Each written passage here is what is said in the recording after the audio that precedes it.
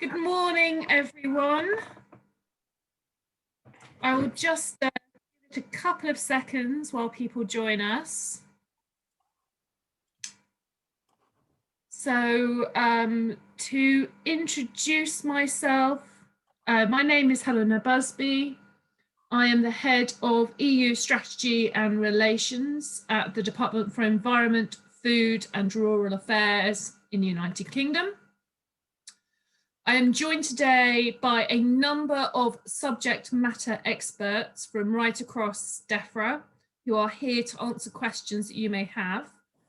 But we're going to kick off with a couple of presentations from my colleagues, Ian Pursglove and James Sharples.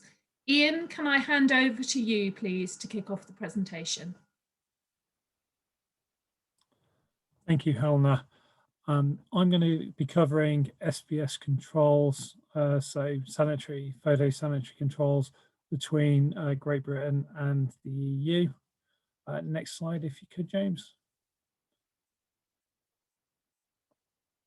First of all, looking at live animals and animal exports, important to note, first of all, that all of these products will need to be accompanied by an export health certificate, and this will be applied for through the snappily titled EHC Online or ECHO system, and will need to be completed by either an official vet or a food competence certifying officer, the latter generally dealing with fish and aquatic products. They are going to say that the products meet appropriate health conditions and will meet EU requirements. For England, Wales and Scotland, most of those EHCs will be applied for online, and it's administered through APFA.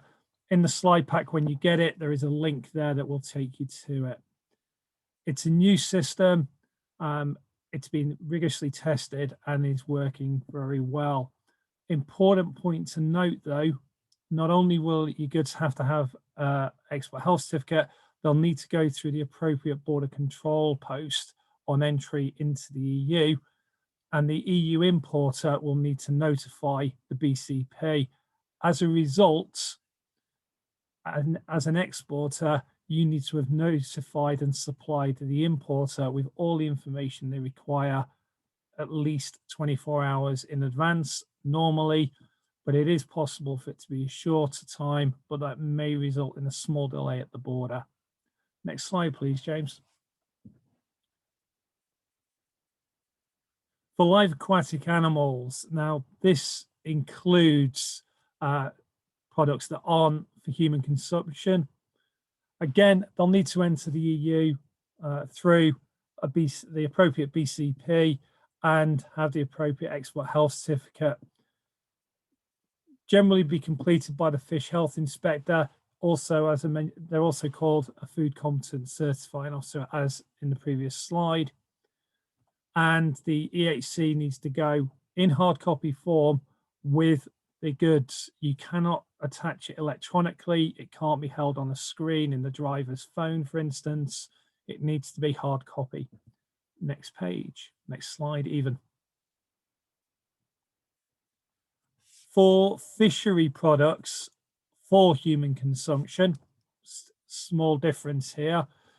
Again, entry through the appropriate BCP needs to have export health certificate.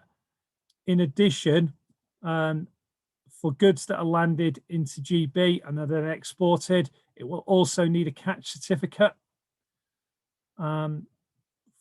Direct landings are still possible into the EU for UK flagged vessels, in which case they won't require an EHC, as it won't be possible to have the inspection take place, but a catch certificate and any other requirements of the member state will be required prior to the goods being landed.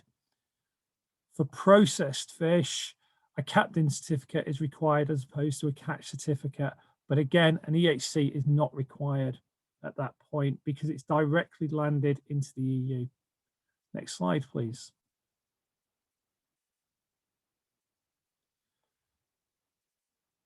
Quick summary for to just make sure everybody's got it. And it does sound a bit like I'm repeating myself, but these are really important changes for export. There will be requirement for export health certificates. For certain goods, there will also be that it wouldn't be an export health certificate, it would be a photosanitary certificate. I've used EHC in that sense, but they're all available through EHC online. It's already live. As I mentioned earlier, pre-notification is a requirement before goods are entered into the EU. So you will need to ensure, as the exporter, that you're giving your importer plenty of time to make the notification at their end. Next slide, and I think I'm handing over to James at this point. That's right. Thank you, Ian. I'm now going to cover the phytosanitary controls from EU to GB.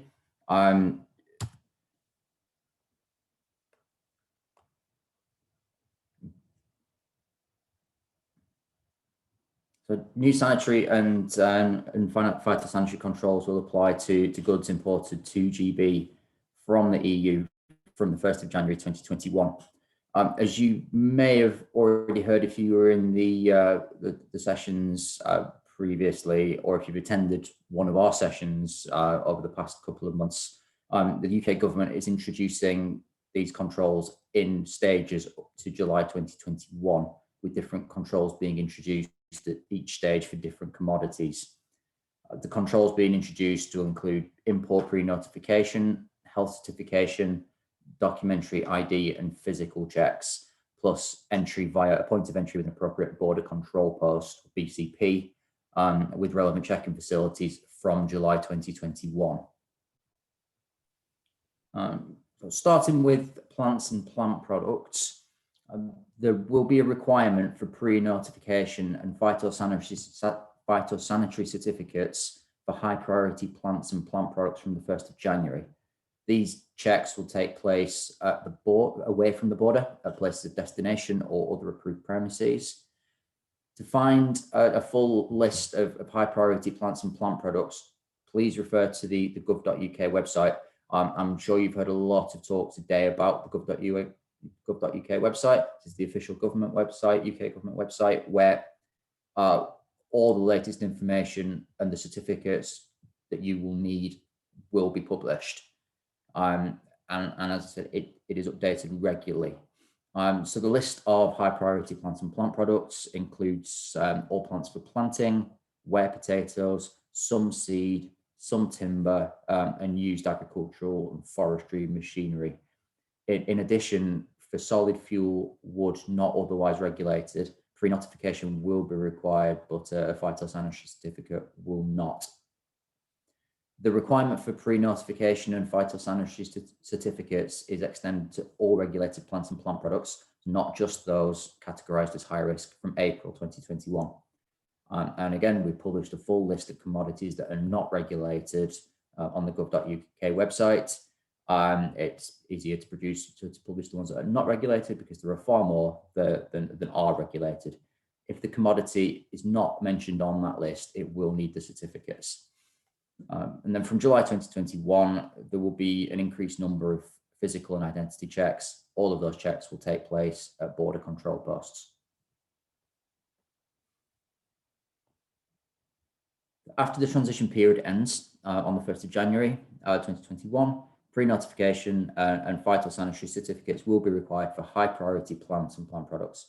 As I mentioned, documentary checks will be carried out remotely. Physical checks will be carried out on high priority plants which are not subject to systematic import checks now, but constitute high risk pathways. Physical checks will take place at destination or other approved premises.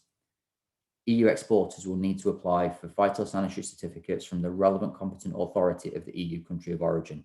This will need to be secured prior to the goods departure so that it can be sent to the importer for pre-notification purposes. Importers will need to submit import notifications at least 4 hours prior to arrival if travelling by air, or at least 1 working day prior to arrival by all other modes of transport, along with the phytosanitary certificate. These checks will be carried out by plant health and seed inspectors from the Animal and Plant Health Agency and the Forestry Commission in England and Wales, and the Scottish Government in Scotland. And then as part of the phased approach, there will be further changes in April and then again in July. From the 1st of April, all regulated plants and plant products will require pre-notification and to be accompanied by a phytosanitary certificate. So not only those categorized as high priority. And then from July 2021, physical checks for plants and plant products will increase. Commodities subject to sanitary and phytosanitary controls will need to enter via a point of entry with an appropriate border control post that has the relevant checking facilities. All ID and physical checks for plants and plant products will move to border control posts at this stage, either at existing points of entry or at new inland sites. Moving on to live animals and animal products, requirements for health certificates will be introduced in phases from the end of the transition period, in the same way as as for plant products. The new health certificates will be very much the same as the existing EU certificates for imports from the rest of the world, but transcribed to show how they relate to imports into Great Britain. The health certificates will be made available on gov.uk in the coming weeks. In the meantime, you should refer to the existing EU rest of world import certificates for guidance on what will be required. If you are a business preparing to export animals and animal products to GB, you'll need to be aware of the following changes, which again will be introduced in phases from January 2021 to July 2021. From the 1st of January, pre-notification health certificates will be required for all live animals. The pre-notification will need to be submitted at least 1 working day in advance of arrival at the point of entry. Any product of animal origin that is subject to safeguard measures will need to be pre-notified in advance and be accompanied by the relevant health certificate. Safeguard action can be taken at very short notice to prohibit or restrict imports of certain products from certain countries following an outbreak of disease or a public health issue. For live animals and products of animal origin subject to safeguard measures, the GB importer will provide a unique notification number, or UNN, that is generated when they raise the pre-notification, and you will need to ensure that it's entered onto the health certificate. As the exporter, you will be responsible for ensuring the relevant health certificate travels with the consignments. The UK government already carries out physical checks on live animals, and these will continue to be carried out at destination. Animal byproducts will continue with the requirement to be accompanied by official commercial documentation. High-risk animal byproducts will require the importer to obtain pre-authorization, and high-risk animal byproducts and category 3 processed animal protein will require pre-notification in advance. More information on what constitutes a high-risk animal byproduct can be found in the border operating model. And then further changes will be implemented again in April. From the 1st of April 2021, all products of animal origin will require pre-notification via IPAFS, which is the Imported Products, Animals, Food and Feed System, and that is the system that GB importers must use to pre-notify SPS imports. I'll cover that in a slide later on. While the GB importer must make the notification to IPAFS, as the exporter, you will be required to obtain the relevant health certification and ensure that it travels with the consignment.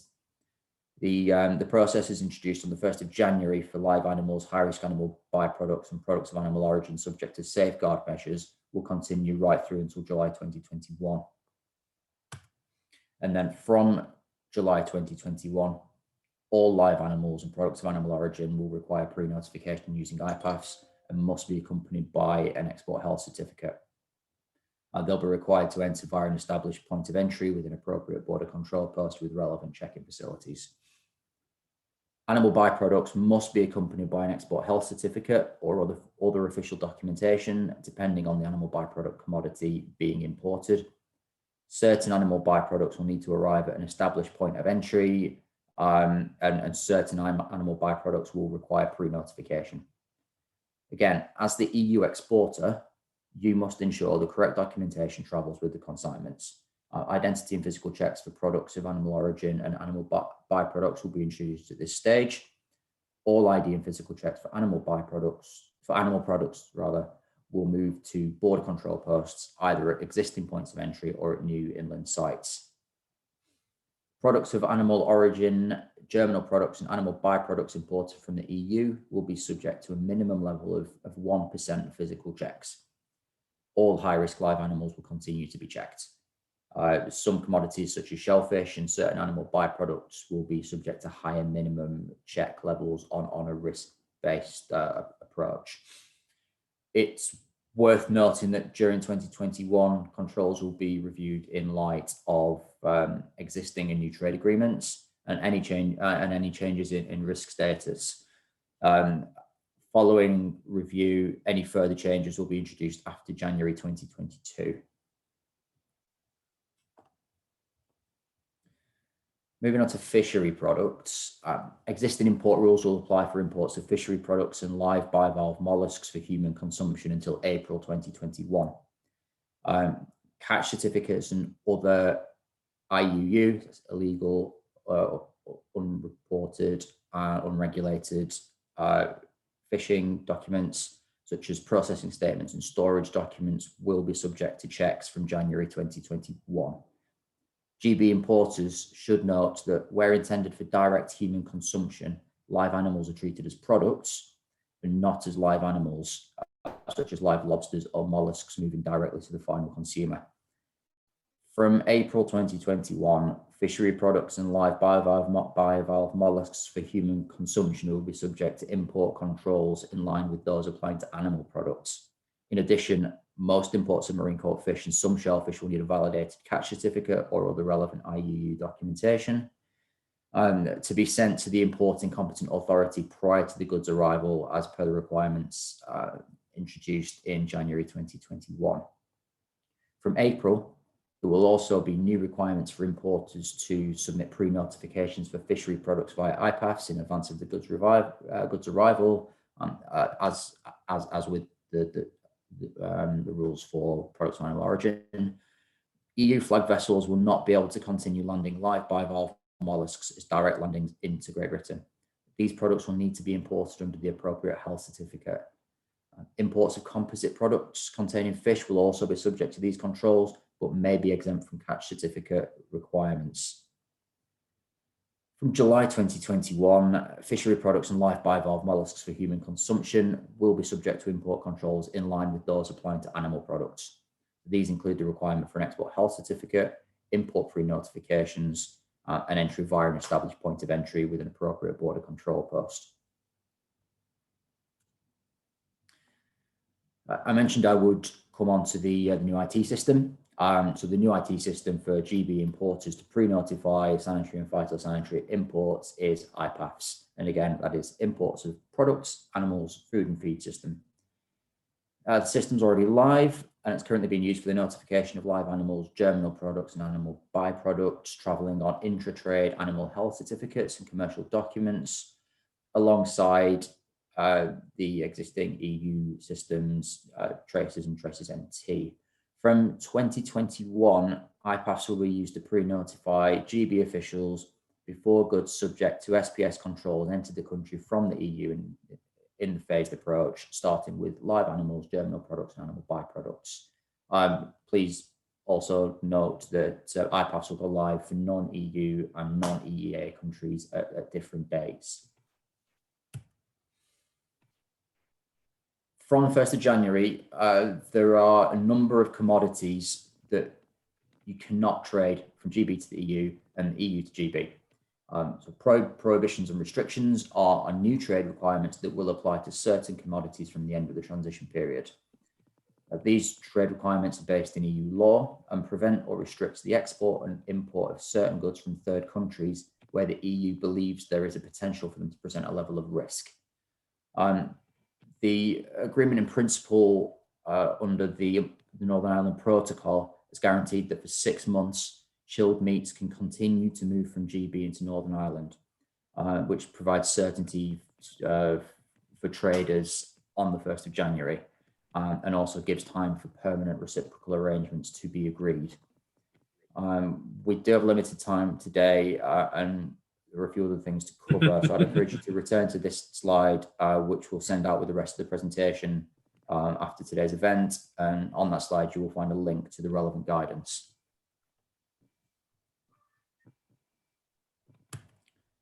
I'll now take you through the changes to food labelling that need to be made for food marketed in the UK. After the transition period ends, the UK government is aiming wherever possible to allow a period of adjustment for labelling changes in relation to goods produced or imported and placed on the GB market. The period of adjustment will be for 21 months until the 30th of September 2022. Goods sold in Northern Ireland will continue to follow EU rules for labelling, but you may need to make some changes. However, your label can contain other information if you need to comply with labelling requirements in another market. This approach will be implemented in a way which supports businesses as they adapt to the requirements over time. We'll be continuing to update UK government guidance on the changes required from the end of the transition period on the gov.uk website, and the link is available in this presentation. The changes that we're making include origin labelling, requirements around business responsible for food information, and use of logos and health marks. For placing food onto the EU market from GB, I'd encourage you to read the link in this slide, which is underlined near the bottom, entitled Withdrawal of the United Kingdom and EU Food Law. Based on this EU notice, UK businesses will need to make some changes in order to place food on the EU market when the transition period has ended. The rules are changing on food business operator addresses for prepackaged food and casings. And as I mentioned in the previous slide, to help businesses adjust, you can continue to use an EU, GB or Northern Ireland address for the food business operator on prepackaged food or casings sold in GB until the 30th of September 2022. From the 1st of October 2022, prepackaged food sold in GB must include a UK address for the food business operator. If the food business operator is not in the UK, you should include the address of the importer who is based in the UK. For prepackaged food sold in Northern Ireland, you must include a Northern Ireland or EU food business operator address from the 1st of January 2021. If the food business operator isn't in Northern Ireland or the EU, you should include the importer, the address of the importer who is based in Northern Ireland or the EU. Moving on to organics, there is, again, a lot of information on this slide, which I'll leave you to look at in further detail after today's event, or come to us with questions during the Q&A at the end.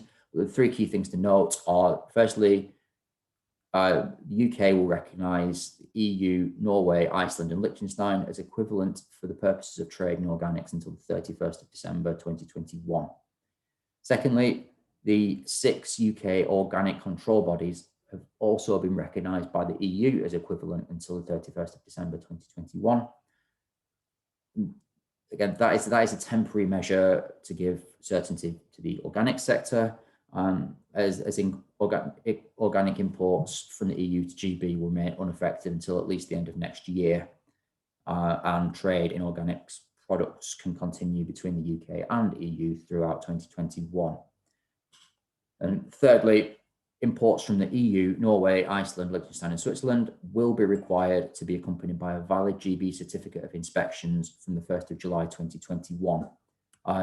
You'll find more details about this in the slide that I've just put up, which I won't go through, but I would encourage you to look at in your own time after today's event.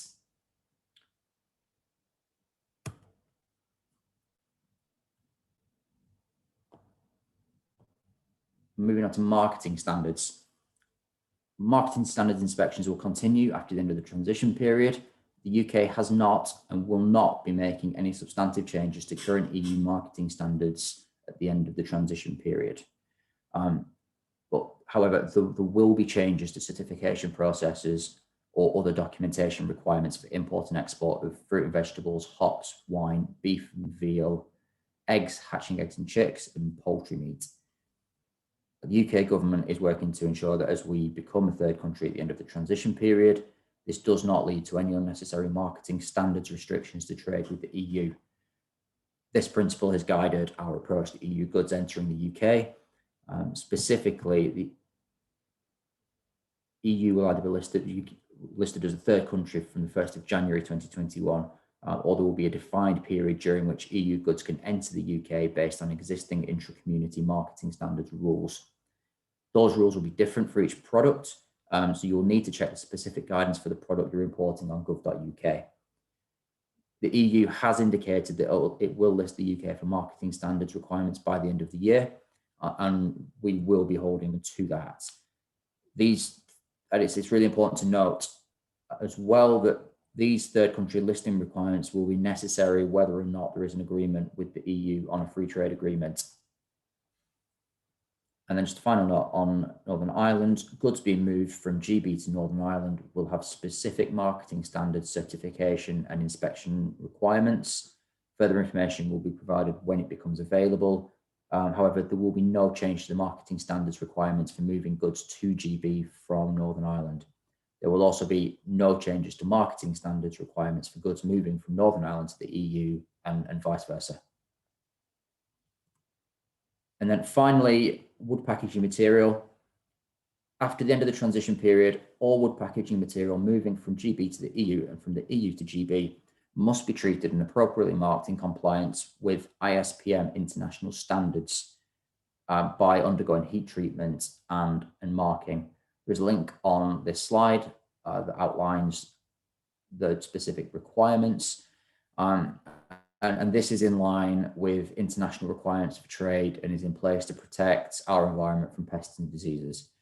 But when we are talking about wood packaging material, by definition, we mean pallets, crates, boxes, cable drums, spools, and dunnage. As there will be no immediate change to the biosecurity threat of wood packaging material originating from the EU at the end of the transition period, the UK will maintain its current risk-based checking regime for EU wood packaging material. And that brings me to the end of the presentation section of this session. I'll now hand back to Helena, who will chair the Q&A section, the Q&A. Thank you very much, James and Ian. That was very clear. We have a number of questions in the Q&A. I would encourage you to, if you have any further questions, please do put them in the Q&A boxes and we will see whether we get through to them. I believe we finish at about 25 minutes past 12. So I will get through as many of the Q&A as I possibly can. I'm delighted that we are joined on the line by Jason Pollock, who is one of the experts on plant and plant products, imports and exports, and wood packaging material. Jack Tilbury, who can speak about products of animal origin, live animals, including fish, SPS, and imports. John Briggs, who can talk about products of animal origin and live animals, including fish, SPS, exports. Luke Bantock and Nick Minard, who are joining us to talk about fish, including catch certificates. Leanne Rees, who can talk about all, and Paul Dre, who is an expert on prohibitions and restrictions. So moving on to the first question, one question that's come up several times, if it's okay, I'm going to go to Jack, is around when we use IPAFs and when we use traces. Can you just clarify that for everyone, please?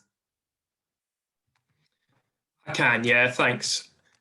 So IPAFs is the new import notification system that will replace traces, and we will lose access to traces at the end of the transition period. So for any EU GB imports and animal imports that require notification, they will all need to be done via IPAFs.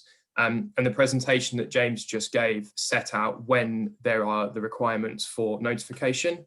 But to summarise that, if you're importing live animals, products of animal origin under safeguard measures, or high-risk animal byproducts, then you'll need to use IPAFs to notify those from the 1st of January. For other products of animal origin, the requirement for notification comes in April. Thank you very much, that's very helpful. If I could go to Jason on the line, can you clarify anything around Peaches, the Peaches system, please, Jason? Yeah, absolutely. So the Peach system is the import pre-notification for plants and plant products for phytosanitary purposes. So from the 1st of January, you will have to use Peach to make those pre-notifications. One thing just to flag is that obviously towards February, we will be moving towards the new IT system, which will be iPass, which Jack has just mentioned before. But to ensure sort of a smooth transition onto that system, you'll be contacted sort of separately around sort of the pre-notifications and when we will be moving over to that system. But just to clarify, you will need to use Peach from the 1st of January. Thank you, Jason. And moving on to a related topic, will a phytosanitary certificate be required for wheat, barley, or maize imports? So if it's in terms of if it's the grain rather than sort of the plant for planting, then there will be some requirements dependent. We just lost you, Jason. Is that okay? I will proceed to another question for somebody else. Jack, can you help with this one? Can you confirm that pet food will not require an EHC going into the UK until July? This is including incorrectly in the border. This is including incorrectly in the border operating manual for April, but I believe this is incorrect. So, Jack, can you confirm the situation around pet food? I can, yeah. So that is correct. So the ABP requirements, animal byproduct requirements for a health certificate means that you won't need a health certificate until July. It was included incorrectly as in a sort of suggested list of products of animal origin in the border operating model. We have requested that it's removed. I believe it should have been updated, but if not, it should be updated shortly. Thank you very much. And this one I think is for both Jack and Leanne. Will the IPAF system replace the Traces NT system for organics? And maybe I could go to Leanne first. Yeah, so just to clarify, the IPAF system will not replace Traces NT for organics. So currently we do not have an electronic system for the organics, and it's a manual GB certificate of inspection. These documents and the guidance and frequently asked questions are available from the UK control bodies, and we would urge businesses to contact their control body to receive this information. Slightly related to that, on the flip side, exports to the EU will continue on Traces NT, and this is just to advise GB businesses that you would need to register as an exporter on Traces NT system to export to the EU, and that would need to be approved by your control body as well. Thank you very much. Jack, anything you'd like to add to that? No, nothing else to add. Thank you very much. Can I go to Jason? Are you back with us yet? No, he's still on mute. I'd just like to confirm, I believe that there's quite a few questions around UK EORI numbers and accessing you and getting hold of UK EORI numbers. Those are customs questions, but I can confirm that those are all available on the .gov.uk website. There's some very clear guidance about how to get hold of a UK EORI number. So please do feel free to get hold of some of that material. And just, so we've got lots of questions for Jason, who is struggling with his internet connection. I was wondering, therefore, maybe the best thing would be to go to some of our fisheries colleagues. Luke, do you mind giving us an update on the catch certificate process, please? Yep, sure, happy to. Imports from the EU and from the rest of the world will need to be accompanied by a catch certificate and a processing statement or storage document where relevant. from the 1st of January. The document will come from the flag state of the vessel which caught the product, or where the processing happened or the storage happened. So the competent authority in that state should be able to provide the document. That is then forwarded to the importer in the UK or in GB, who'll pass it on to the Port Health Authority, who does the check. That needs to be sent in advance of the product arriving, which is 4 hours for products that are arriving by rail or air, and 2 hours by road. Thank you very much. That's really, really helpful. Jason, are you back with us? I should be. Can everybody hear me? Yes, we can hear you perfectly. So we have a specific question from Vasilis. Good day. We are a forwarding company that deliver foodstuffs, in this case tomato sauce, by containers. Do we need to send the health certificate for the shipments that arrive on the 1st of January 2021? Some of these have already sailed from the port of loading. So the good news is that a phytosanitary certificate won't be required for tomato sauce. So you should be all right on that front. But just to allude to sort of the other point that was touched upon there, that if you have goods that will be arriving from the 1st of January that are sort of regulated and part of the phasing in controls, you will need a PC. But obviously that only pertains to the high priority sort of plant list, which is some seeds, plants for planting, etc. So hopefully there was a link posted in the Q&A regarding sort of where you can find that list as well. Thank you very much, Jason. Let me just see what the next question is. We do have a question around food additives.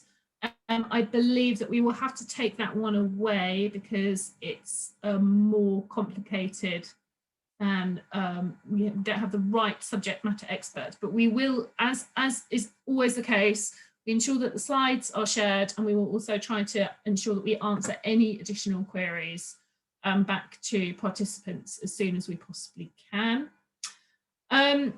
Jack, I've got another one for you. Do products of animal origin leaving the EU need to wait 24 hours in the truck before they can be shipped to the UK? So no, that's not a requirement that we set for all products of animal origin.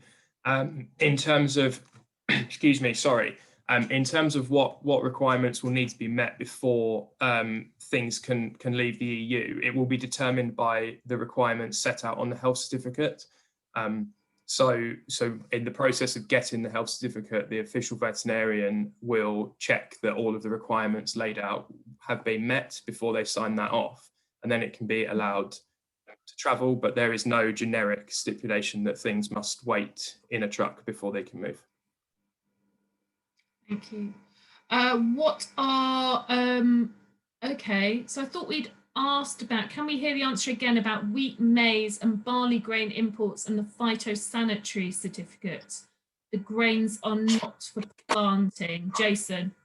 Yeah, no worries. So yeah, if it is grain for if it is grain as opposed to plants for planting, then there is only a requirement for a phytosanitary certificate if the goods originate from certain countries. And again, I think that only applies to triticum seed, cal, and another commodity that I'm just quickly trying to find. But again, it only applies if it's from sort of countries, I think like the US, Nepal, Iraq, Pakistan, and a few others. Thank you very much. So related question, how much in advance must the pre-notification be submitted for plants imported by roads? I don't know whether the person submitting that question could be clearer about what sort of plants, whether they're for planting or which might help Jason answer the question. I don't know whether you can answer that. Yeah, no, more than happy to come in on that one. So yes, so for goods arriving via roll-on, roll-off, then there's a 4-hour pre-notification, and that also applies to goods arriving by air. For goods arriving by any other mode of transport, then there will be a 24-hour pre-notification period. Thank you very much. A couple more for you, Jack. What are the rules for composite products that contain meat? So in general, the rule for composite products is that it will follow the staged import requirements associated with products of animal origin, which means that unless it is subject to a safeguard measure, it will need notification and a health certificate from April. If it is subject to a safeguard measure, then it will need those from January. The specifics around composites, it's quite difficult to specify without knowing exactly what the product is, because there are some exemptions with regards to sort of percentages of meat in the product and things like that. And that guidance is available online. We are also looking to make sure that we make it clearer on our gov.uk page. But if anyone's got any specific questions, I think the best thing to do would be to contact us directly, and we can send the guidance over for that specific product. Thank you. And sort of related question, where can I find the templates for export health certificates? I think most of them are already online, isn't that correct, Jack? That's correct, yes. So if we're talking about the certificates needed for importing into Great Britain, then they are on gov.uk. The vast majority are there now. I think there may be one or two outstanding, but I believe that all of the ones required for the 1st of January are there as well. If they're referring to the health certificates for exporting, I don't know if John wants to say anything on that. John. Thanks, Jack. So yeah, the health certificates for export from GB to the EU are all available on gov.uk via the form finder site, and we can share a link to that. I am conscious that we're almost running out of time, but I'm going to try and get through a couple more questions. Leanne, could I ask you what certificates are required for organic products entering the UK?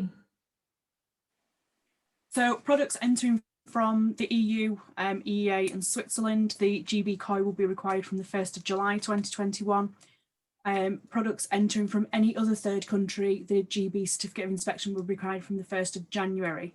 There's just a related question in the Q&A about the pre-notification, and just that the importer needs to inform the receiving port, and at the moment that can be either by email, fax or a phone call until the electronic system is in place. Wow, fax. Some businesses still use them, scary. Some businesses still use them, I do understand that. I haven't done one myself for quite some time. Plants for planting.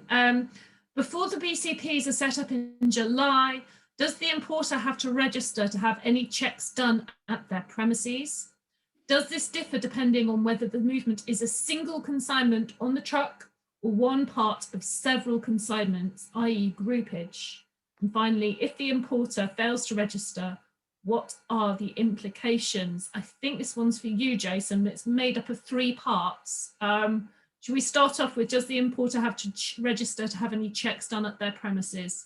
Absolutely. And yes, there's some very good questions in there. So yes, the importer can register for something called a place of destination, and we can provide a link on the gov.uk website.